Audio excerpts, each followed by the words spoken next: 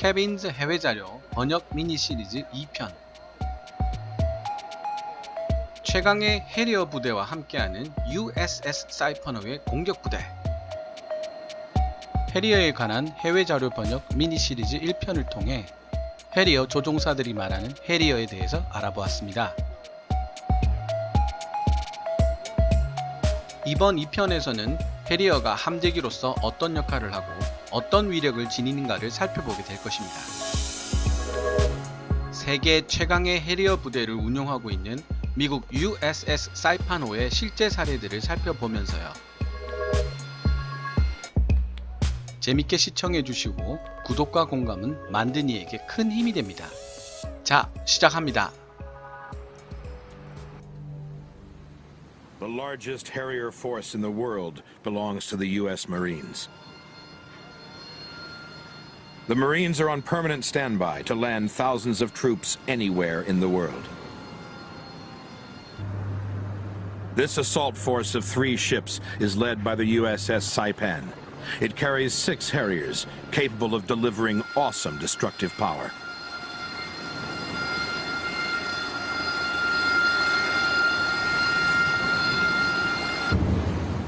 The Marines are ready to launch an amphibious attack exercise just off the North Carolina coast. The Harrier pilots will provide close air support to the troops. As we're called, we'll be sitting on the deck waiting to go, and if they need us, they'll launch us. And with 6 aircraft on board, we'll be able to keep 2 in the air pretty much constantly. So we can provide almost continuous close air support for the Marines as they're assaulting ashore. BLC gunners, draw ammunition and proceed to station. Man all 25mm and 50 cal gunnery stations. To get in as close to the shore as possible, the USS Saipan is a quarter of the size of a full-sized carrier. The flight deck is only 820 feet long, and there is just one plane that can take off from here, the Harrier jump jet.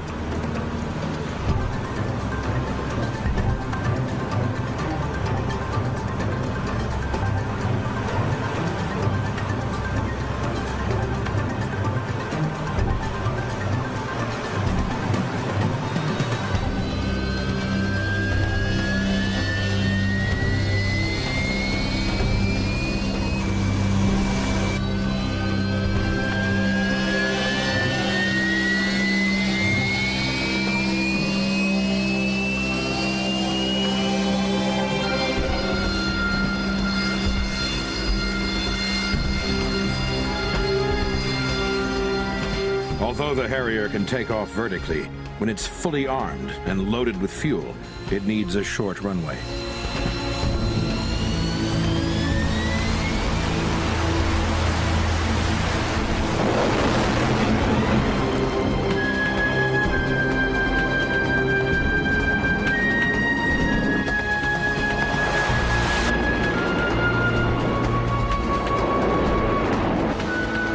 A few minutes later, amphibious landing craft are launched from the stern. They carry the first wave of Marines, whose task is to establish the beachhead. The Harriers fly in to wipe out key enemy positions and clear a path for the troops.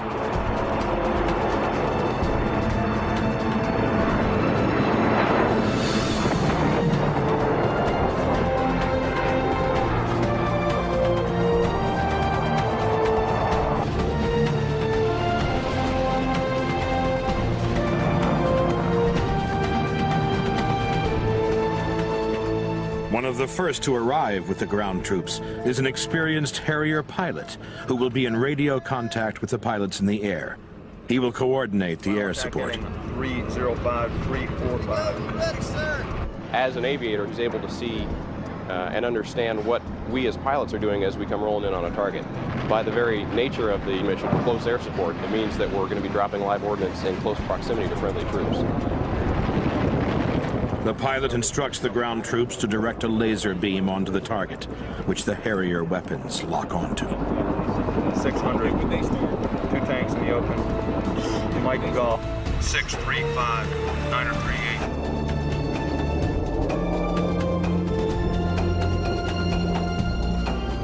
5-2, continue. Laser on! Laser firing! Laser firing!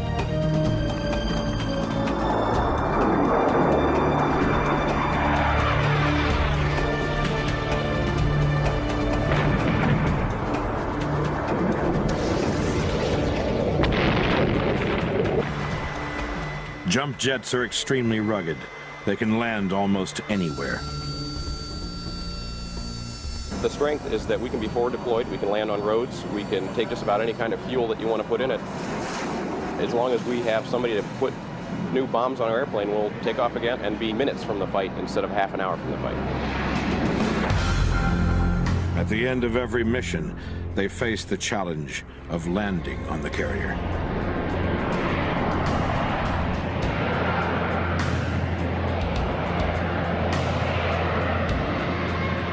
To help them slow down, the pilots direct the Harrier nozzles forwards.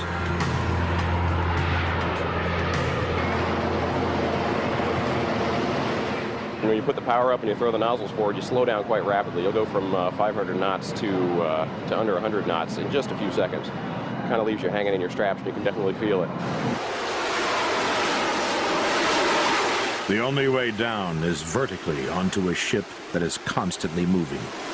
But once you're in a steady state hover, the reaction control vents on the nose, wingtips, and tail of the airplane provide you some factor of stability while you're getting most of your thrust from the four main nozzle engines.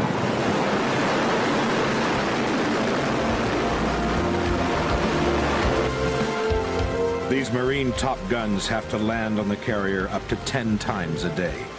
For these pilots, flying a Harrier is the pinnacle of aviation. I can't imagine doing anything else. I can't believe I'm getting paid to do this. This is my office right here, so it's no, I really can't imagine doing anything else.